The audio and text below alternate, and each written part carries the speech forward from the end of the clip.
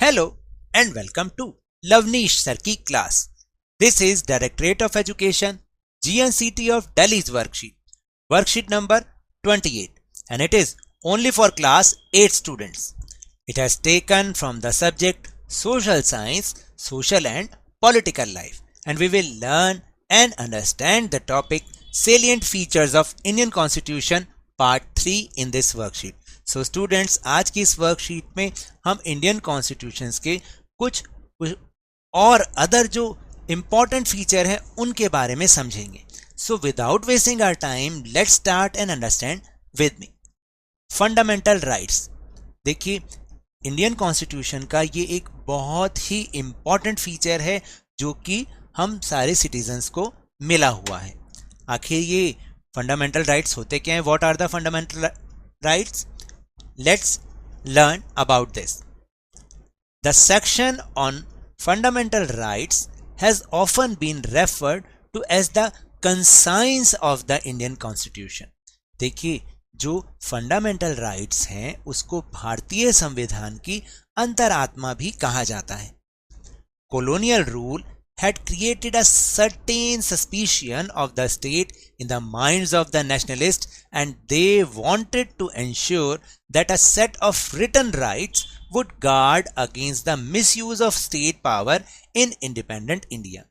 क्या था कि colonial rule यानी जब ब्रिटिशर्स का रूल था तब जैसा रूल चलता था, तो उसको देखते हुए जो नेशनलिस्ट लोग थे उनके दिमाग में संदेह पैदा हो गया था कि कहीं ऐसा ना हो कि जब हमारा देश भारत आज़ाद हो तब भी सरकार जो है बिल्कुल वैसे ही चले जैसे कि ब्रिटिश रूल में होता था, और जितने भी सिटीजन्स हैं उनको वैसे ही भुगतना पड़े जैसे पहले होता था. तो इसके लिए वो ये चाहते थे कि कुछ रिटर्न राइट्स हों जो कि इस स्टेट की पावर के मिसयूज से सिटीजन्स को बचा सकें. Fundamental rights therefore protect citizens against the arbitrary and absolute exercise of power by the state. यानी जो फंडामेंटल राइट्स हैं वो सिटीजन्स को सरकार के जो सत्ता का दुरुपयोग और निरंकुश इस्तेमाल करने से रोकते हैं. यानी सरकार अब नागरिकों के खिलाफ कोई भी कानून ऐसा नहीं बना सकती कि जो नागरिकों को मंजूर हो, मतलब ना हो. ठीक है, कहने का मतलब ये है कि नागरिक जो हैं, जितने भी सिटीजन्स हैं, वो अब अपने फंडामेंटल राइट्स का यूज़ करके जो गवर्नमेंट है उसे उसकी पावर को मनमाने ढंग से यूज़ करने पर रोक सकते हैं. The constitution thus guarantees the rights of individuals against the state as well as against other individuals. यानी ये जो कॉन्स्टिट्यूशन है वो जो हमारे सिटीजन्स हैं उनको ये राइट्स देकर एक तरह से गारंटी देता है अगेंस्ट द स्टेट और as well as against the other individual, यानी अन्य व्यक्तियों के अगेंस्ट भी और स्टेट के अगेंस्ट भी उनको एक तरह से गारंटी देता है कि उनके साथ कोई भी मिसयूज नहीं होगा. ठीक है, अब ये जो राइट्स हैं वो कौन कौन से हैं, let's see. Therefore fundamental rights are, first right is right to equality, यानी समानता का अधिकार. अब ये क्या होता है इसमें? All people are equal before law, यानी कानून के सामने सभी समान हैं. This means no citizen can be discriminated against on the basis of their religion, caste और सेक्स. यानी किसी भी सिटीजन के साथ उसके धर्म, जाति और लिंग के आधार पर उसके साथ डिस्क्रिमिनेशन यानी भेदभाव नहीं हो सकता. Second right is right to freedom, यानी स्वतंत्रता का अधिकार. Under this all citizens have freedom of speech and expression, यानी उन्हें बोलने की और भाषण देने की स्वतंत्रता है इस राइट के अंतर्गत. राइट टू फॉर्म एसोसिएशंस, संघ और समुदाय बनाने की फ्रीडम है. The right to move freely and reside in any part of the country, किसी भारत के किसी भी पार्ट यानी पूरे देश के किसी भी पार्ट में रहने की और घूमने की पूरी आज़ादी, freedom. And right to practice any profession, occupation और बिजनेस, और कोई भी व्यवसाय, पेशा या कारोबार करने की भी आज़ादी है. Third right is right against exploitation, यानी शोषण के विरुद्ध अधिकार. It prohibitets human trafficking, forced labor, and employment of children less than 14 years of age, यानी इट प्रोहिबिट्स का मतलब होता है कि एक तो ये मानव तस्करी पर रोक लगाता है, दूसरा कोई भी किसी से ज़बरदस्ती काम नहीं करवा सकता, फोर्स लेबर का मतलब ये होता है, या फिर 14 साल से कम बच्चों के साथ उनके साथ कोई काम नहीं करा सकता, उन्हें कोई नौकरी पर ज़बरदस्ती नहीं रख सकता। तो ये इन तीनों चीज़ों के अगेंस्ट है ये वाला राइट, और अगर कोई करता है तो उसको सज़ा मिलेगी। Then fourth is right to freedom of religion, यानी धार्मिक स्वतंत्रता का अधिकार। It provides the right to practice, profess and propagate the religion of their choice, यानी ये जो अधिकार है वो भारत के नागरिकों को ये अधिकार देता है कि वो अपनी मर्जी से, अपनी इच्छा से कोई भी धर्म चुन सकते हैं और उसका प्रचार प्रसार अपनी इच्छा से कर सकते हैं। Now fifth right is cultural and educational rights. All minorities, religious or linguistic, can set up their own educational institution in order to preserve and develop their own culture, यानी जो भी minorities हैं हमारी कंट्री में, चाहे वो religion base पर हो चाहे लैंग्वेज के बेस पर हो, उन्हें अपने जो कल्चर को बचाना और उनको आगे बढ़ाने के लिए अपने एजुकेशनल इंस्टीट्यूशन खोलने के पूरे राइट हैं। जैसे आपने देखा होगा, जैसे सिख कम्युनिटी है वो अपने एजुकेशनल इंस्टीट्यूशन उन्होंने खोले हुए हैं, जैसे गुरु हरकिशन पब्लिक स्कूल, या फिर जो है खालसा स्कूल्स हैं, इस तरीके के स्कूल्स, या जैसे मोमडन हैं, मुस्लिम्स हैं, उन्होंने अपने इंस्टीट्यूशन जैसे जामिया मिलिया इस्लामिया उन्होंने खोला हुआ है ना। ऐसे क्रिश्चियन स्कूल भी होते हैं जो कॉन्वेंट स्कूल होते हैं, तो उन्हें ये राइट मिला हुआ है। Now last right is very important, right to constitutional remedies, यानी कि संवैधानिक उपचारों का अधिकार।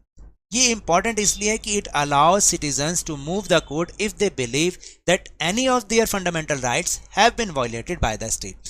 ये सारे सिटीजन्स को इस बात की आज्ञा देता है कि अगर उन्हें लगता है कि ऊपर दिए गए जो 5 राइट्स हैं, अगर उनमें से गवर्नमेंट किसी भी राइट को वायलेट कर रही है, उसका हनन कर रही है, उन्हें रोक रही है उसको यूज करने से, तो वो इस लास्ट वाले राइट का यूज करके कोर्ट जा सकते हैं। ठीक है, now will move on question answer section. First question is what do you understand by fundamental rights. आप फंडामेंटल राइट्स से क्या समझते हैं? देखिए, those rights which are given to the citizens by the constitution and they are protected by law और judiciary are called fundamental rights, यानी वो rights जो कि हमारे कॉन्स्टिट्यूशन ने सिटीजन्स को दिए और उसे लॉ और जुडिशरी द्वारा संरक्षण दिया जाता है, उसे प्रोटेक्ट किया जाता है, उन्हें हम फंडामेंटल राइट्स कहते हैं। नो गवर्नमेंट और political party can take them away from them under normal circumstances, यानी सामान्य परिस्थितियों में कोई भी सरकार या पॉलिटिकल पार्टी उन्हें जनता से छीन नहीं सकती है। आपको समझ में आया फंडामेंटल राइट्स क्या होते हैं? Now we'll move on question number 2. Question number 2 is which fundamental rights has been given by the Indian Constitution, यानी इंडियन कॉन्स्टिट्यूशन ने कौन कौन से फंडामेंटल राइट्स सिटीजन्स को दिए हैं? बहुत इजी है, let's see. Right to equality यानी समानता का अधिकार, राइट टू फ्रीडम यानी स्वतंत्रता का अधिकार, राइट अगेंस्ट एक्सप्लॉइटेशन यानी शोषण के विरुद्ध अधिकार, right to freedom of religion यानी धार्मिक स्वतंत्रता का अधिकार, कल्चरल एंड एजुकेशनल राइट्स यानी सांस्कृतिक और शैक्षिक अधिकार, और राइट टू कॉन्स्टिट्यूशनल रेमेडीज यानी संवैधानिक उपचारों का अधिकार। Now will move on question number 3. Question number 3 is Why are fundamental rights necessary for citizens, यानी citizens के लिए fundamental rights क्यों जरूरी हैं? The fundamental rights are necessary for the citizens because fundamental rights therefore protect citizens against the arbitrary and absolute exercise of power by the state, यानी ये इसलिए जरूरी हैं क्योंकि ये जो राज्य यानी गवर्नमेंट को अपने मनमाने ढंग से और निरंकुश तरीके से अपनी सत्ता के दुरुपयोग से ये नागरिकों को बचाते हैं, यानी वो इसका इस्तेमाल नागरिकों के अगेंस्ट नहीं कर सकते अपने मनमाने ढंग से। तो ये फंडामेंटल राइट्स इसलिए जरूरी हैं। Now question number 4, list the various rights given under the right to freedom, यानी राइट टू फ्रीडम जो है वो उसमें कई सारे हमें फ्रीडम्स के राइट दे रखे हैं। ऊपर हमने समझे ही है ना, बहुत सारी फ्रीडम हमें दे रखी है राइट टू फ्रीडम में। कौन कौन सी? Let's see. Under this all citizens have freedom of speech and expression, यानी फ्रीडम ऑफ यानी हम गवर्नमेंट के अगेंस्ट भी अपनी बात रख सकते हैं। उसके बाद है राइट टू फॉर्म एसोसिएशंस, यानी संघ अथवा समुदाय बनाने की स्वतंत्रता। The right to move freely and reside in any part of the country, यानी कंट्री के किसी भी पार्ट में रहने और घूमने की स्वतंत्रता। And right to practice any profession, occupation और बिजनेस, यानी कोई भी पेशा, कारोबार या बिजनेस, व्यवसाय करने की पूरी स्वतंत्रता। ये सारी स्वतंत्रताएं इस राइट टू फ्रीडम में शामिल हैं।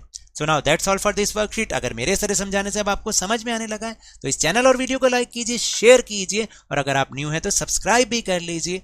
और लवनीश सर की क्लास, जो कि टेलीग्राम ऐप पर भी एक चैनल बना है लवनीश सर की क्लास, उसे ज्वाइन करना ना भूलें। इसको ज्वाइन करने से आपको यह फायदा होगा कि आपको सारी वर्कशीट के वीडियो लिंक्स एक साथ एक जगह पर मिल जाएंगे, आपको कहीं ढूंढने की जरूरत नहीं पड़ेगी, और उसका लिंक आपको इस वीडियो के डिस्क्रिप्शन बॉक्स में मिल जाएगा। But remember, whenever you will go outside, especially you will go to your school, please wear your mask. और जब भी आपकी टर्न आए कोरोना की वैक्सीनेशन जरूर लगवाएं, क्योंकि कोरोना को हराना है और जिंदगी को एक बार फिर से सुहाना बनाना है। इसी उम्मीद के साथ थैंक यू वेरी मच।